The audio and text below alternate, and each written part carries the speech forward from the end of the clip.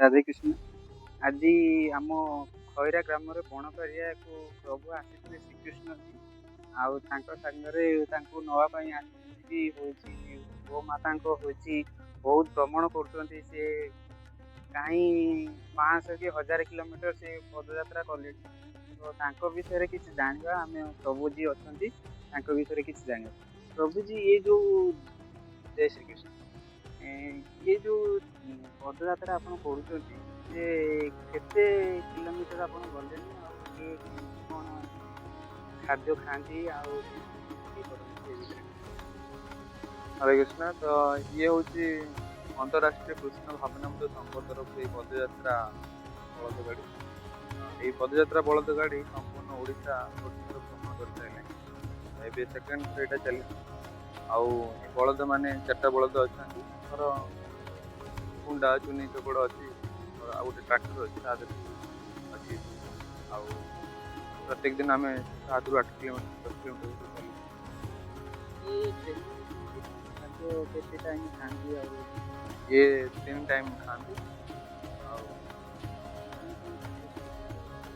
ତାଙ୍କର ଆଫ୍ଟରନୁନରେ ଥାଏ ଚୁନି ଚୋକଡ଼ କୁଣ୍ଡା ସବୁ ମିକ୍ସ ହେଇକି, ଆଉ ଗୋଟେ ପିଡ଼ିଆ ଅଛି ପିଡ଼ିଆ ମିକ୍ସ ହୁଏ 3ଟା ବେଳେ। ଆଉ ବାକି ଟାଇମ୍ ନଡ଼ା କୁଟା ଘାସ। ତାଙ୍କର ହଉଛି ସେମିତି କିଛି ମାନେ ସ୍ନାନ କରିବା କି ହଉଛି ସେମିତି କିଛି ଇଡଲି କି ଡେଲି ସେମିତି କିଛି ଅଛି କି ହଉଛି? ସ୍ଥାନ ଯେମିତି ମେନ୍ ତ ବଳଦ।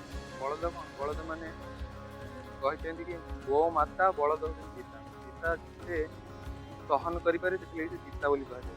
ତେଣୁକରି ବଳଦ ଯେହେତୁ ସବୁ ଚାଷ କାମ କରୁଛି, ଖରା ବର୍ଷ ସହିପାରୁଛି, ସେଥିଲାଗି କୋଉଠି ସୁବିଧା ହେଲେ ସୁବିଧା ରଖୁଛି, ନହେଲେ ସେମିତି ସାହିରେ ତ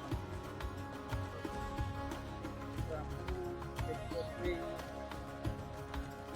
ସୁନ୍ଦର ସୁନ୍ଦର ହଉଛି ବଳଦ ମାନେ ହଉଛି ପ୍ରଭୁଙ୍କୁ ତାଙ୍କ ଦାଣ୍ଡରେ ହଉଛି ରୁହନ୍ତି।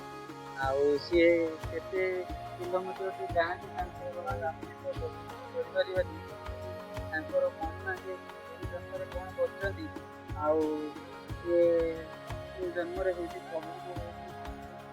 ତ ଏତିକି ମହିମା, ଆମର ଏତିକି କରୁଣା ଯେ ଆପଣ ମାନେ ହଉଛି ପ୍ରଭୁଙ୍କୁ ସାହାଯ୍ୟ କରନ୍ତୁ ଆଉ ତାଙ୍କୁ ଦେଖିବା ପାଇଁ ଟିକେ ଇଏ କରନ୍ତୁ। ଜୟ ଜଗନ୍ନାଥ, ଜୟ ରାଧେ। ଜୟ ଜଗନ୍ନାଥ, ହରେ କୃଷ୍ଣ। ଆପଣ ମାନଙ୍କୁ ସେଠି ଯୋଉ ଦେଖେଇଥିଲି ଆପଣଙ୍କୁ ହଉଛି ଯେ ବଳଦ ମାନେ କୋଉ ଗାଡିକୁ ଟାଣୁଛନ୍ତି ଏବଂ କଣ କରୁଛନ୍ତି, ତ ସେଇ ରଥ ହଉଛି ଇଏ ଆପଣଙ୍କର ସେ ପ୍ରଭୁଜୀଙ୍କ ରଥ। ଆଉ ଏଇ ରଥକୁ ହଉଛି ସେ 4 ବଳଦ ହଉଛି ଟାଣନ୍ତି। ଆଉ କେତେ ସୁନ୍ଦର କାରୁକାର୍ଯ୍ୟ ଏଇ ରଥ ହେଇଛି ଆପଣ ମାନେ ଦେଖିପାରୁଥିବେ ହଉଛି ଇଏ। ଆଉ ଏତେ ସୁନ୍ଦର ରଥ ହଉଛି ଯେ ଇଏ ରଥକୁ ହଉଛି ବଳଦ 4 ବଳଦ ହଉଛି ଟାଣନ୍ତି। ଆଉ ଆପଣ ମାନେ ଦେଖିପାରୁଥିବେ ଏବଂ ଏଇ ଭିଡିଓ ମାଧ୍ୟମରେ ଆପଣଙ୍କୁ ଦେଖିବା ପାଇଁ ଆମେ ଚେଷ୍ଟା କରିଛୁ। ତ ଏଇ ଭିଡିଓକୁ ଟିକେ ଲାଇକ୍ ଆଣ୍ଡ ସବସ୍କ୍ରାଇବ ନା। ଇଏ ବି ଆଉ ଗୋଟିଏ ରଥ ପ୍ରଭୁଙ୍କର, ଇଏ ରଥରେ ହଉଛି ଗୋମାତାଙ୍କର ହଉଛି ଯୋଉ ଖାଦ୍ୟ ସବୁ ସେ 4ଟି ବଳଦଙ୍କର ଖାଦ୍ୟ ଏଇ ରଥରେ ସବୁ ଯାଉଛି। ଦେଖିପାରୁଥିବେ ଆପଣ ହଉଛି ଇଏ ତାଙ୍କର ରହୁଛି ଖାଦ୍ୟ, ଛଉଣ ରହୁଛି, କୁଟା ରହୁଛି, ଚୋକଡ଼ ରହୁଛି ଏବଂ କୁଣ୍ଡା ବି ରହୁଛି। ସବୁ ପ୍ରକାର ଖାଦ୍ୟ ଏଠାରେ ଏଇ ଶଗଡ଼ରେ ଯାଉଛି।